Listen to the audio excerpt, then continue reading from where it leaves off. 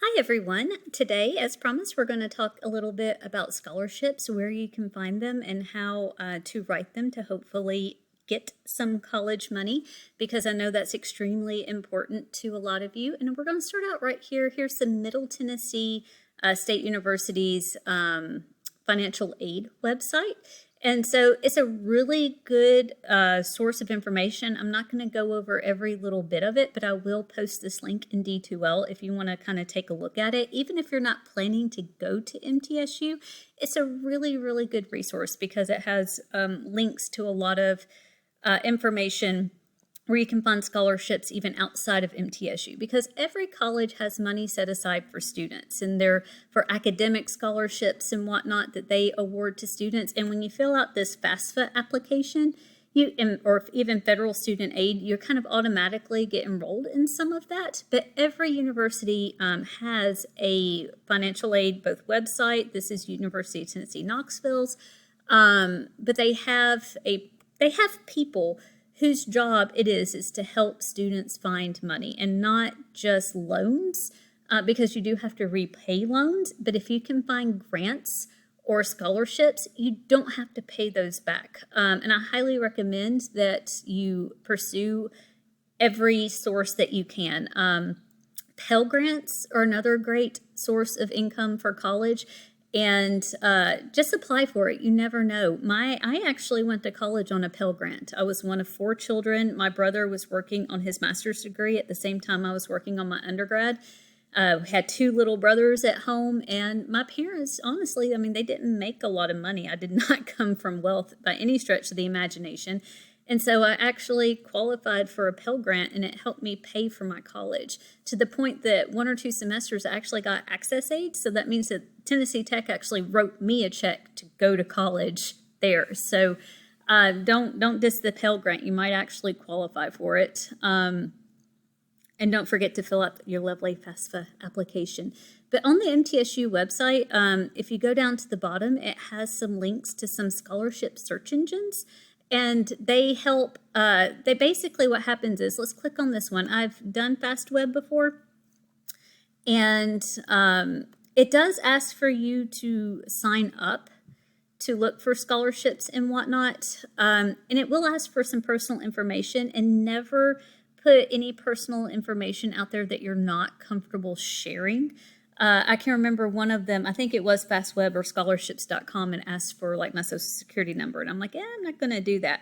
And I think one of them, I put my middle name as my last name because I didn't want to give them my full name. And it's so funny because I still get mail from them addressed to Honey Sparkman. Sparkman's my middle name. So only fill out what you feel comfortable filling out. But what these search engines do is it lets you look for specific scholarships. It might not let me do this unless I try to sign up. Yeah, we're not doing that yet.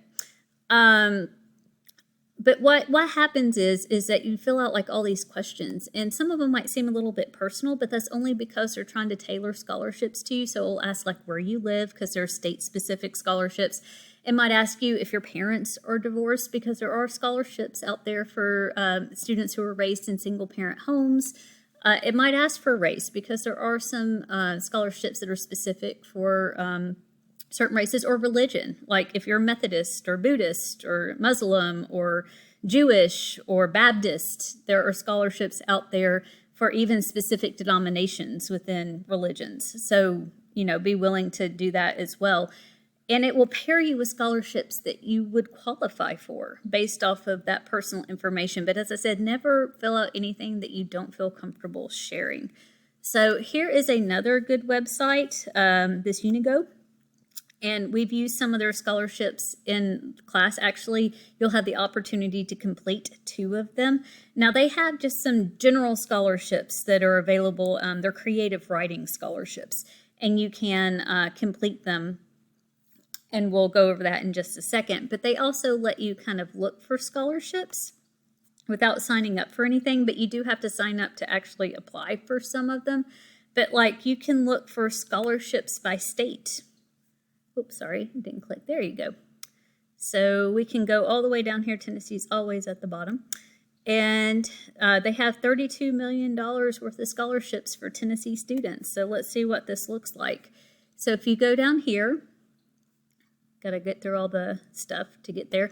So like the very first one it's an ASHRAE scholarship. And you have to look through these a little bit because it says this is specifically for those who plan to attend Tennessee Tech and major in mechanical engineering. But it's a $3,000 scholarship if that's something that you're interested in. Don't forget to do the Hope Scholarship. That's something hopefully that all of y'all will apply for. Let's see, I'm trying to find another good one, good example of one for you. The Tennessee Teaching Scholars Program. So this is actually for college juniors or seniors. And I want to point this one out because it's really important, because people assume that once they get into college, they don't apply for scholarships anymore. And that's not the case. There are actually scholarships specifically for upperclassmen, those who are going to get their master's degree, those who are going even for their doctorate degrees. So every year, just look through some of the scholarships because there might be some that open up for you that you weren't available for before. So, this one's for those who were enrolled in a teacher education program. So any of you planning to go into education, this might be a good one for you. Let's see. Again, the Hershey Company Tribal Scholarship. This scholarship is open to students of American Indian or Alaska Native descent. Oh, look, the Tennessee Dual Enrollment Grant. Huh. All of you already have that, so you don't have to worry about that. So they do have, like, as I said, the state-specific ones. You can kind of look for scholarships by major, if you're going into grad school, scholarships for high school students who are about to go into college. So you can kind of narrow it down just a little bit. But they do have a lot of just really fun general scholarships. And they might not seem like a lot. So like this one is called the Top 10 List Scholarship. And it's only worth $1,500. But that could go a really long way when you're a college freshman. And so it's a really, really fun prompt. You'll actually have the opportunity to complete this for either this one or another one for your assignment this week. And so it's inspired by the David Letterman Top 10 list, which y'all probably don't remember that. But the deadline is New Year's Eve. And what I like about this is you can go and see the previous winners. So you can go and see what, this is a girl who won it last year. I'm just going to go over just a few of these. So like, she was raised by strong, independent, and educated Indigenous women. I can feel their influence in my daily life. Growing up in Alaska taught me resilience and instilled a strong sense of community. I've learned to value the earth and the people around me. Just going back, she's a mother. So raising my son as a single mom has taught me to be humble and empathetic. 6, I value integrity and honesty and believe that those attributes are necessary for healthy relationships. And one of the things I like about this is that she's very honest. And that's the thing, they're going to want you to be very, very honest. My personal struggles with depression, anxiety, and self-esteem have taught me to cultivate a source of self-love and made it easier to spread unconditional love to those around me. So she's being honest. And again, never share anything you don't feel comfortable sharing. But in a lot of scholarships like this, they really, really appreciate if you're willing to open up a bit, so to say. So another one that's a lot of fun is the Zombie Apocalypse Scholarship. You have to write a short story and pay attention to the word counts. The previous one had a word limit. I think it was, let me go back here. It'll be a little bit quicker. Let's see. It has some, where is that? I just lost it. But that's okay. It's 250 words or less for this one. And I think the Zombie Apocalypse is also 250 words or less. So imagine that your high school or college has been overrun with zombies. Your math professor, the cafeteria ladies, and even your best friend have all joined The Walking Dead. Flesh out a plan to avoid the zombies, including where you'd hide and the top 5 things you'd bring to stay alive. And I've had a lot of students complete this one, but they didn't follow the prompt. And that's really, really important when it comes to scholarship writing, is that you have to follow the prompt. So you would need the 5 things to stay alive. And again, just like the other one, it has some examples right here of past winners. And I love it. She's like, slumped against the dented locker during the zombie apocalypse. I grimace at the sight of my entrails leaking onto the cold, blood-stained floor. The detail, just like with the narrative that we've been doing all along, college essays or scholarship essays like this thrive on detail.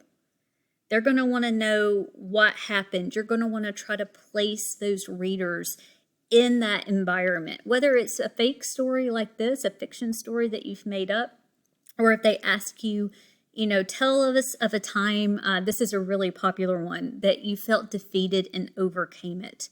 And this is one of those situations where you might want to start in the middle of the story with the moment you felt the defeat and how you felt in the environment around you, and then go into the rest of it. But this one's really good, and I'm not going to read the whole thing just for time's sake, but because y'all can go through them and kind of read them yourselves. But she follows the prompt, and that's the number one thing, is within the word count limit, which is about 250 words, and she mentions where she's hiding and the 5 things that she would need in order to survive. So she says it right here. The room came conveniently equipped with a microwave, toxic fumes, sharp utensils, a metal ruler, and all the drawing supplies I could ever need to pass the time. So, and then she goes into detail about what to happen. But this is the girl who won it last year, and then it has examples from like the past few years. I like this one too. This one's a lot of fun. For those of you who like Hamilton, he actually made a song, and it's to My Shot from Hamilton. And so I think that that's a really, really creative way to do it too, because it was a little bit different. They're going to be looking for something that stands out to catch their attention. So this student was able to do that by taking the really popular musical Hamilton and making basically a poem. So that's another way to do it. A lot of companies will offer scholarships, like this one is the Taco Bell scholarship.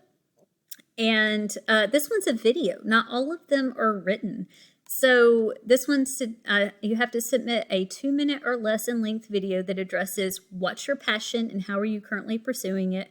How do you plan to use your passion to uniquely make a positive change in your community and the world? And how will education help you pursue your passion and make a change?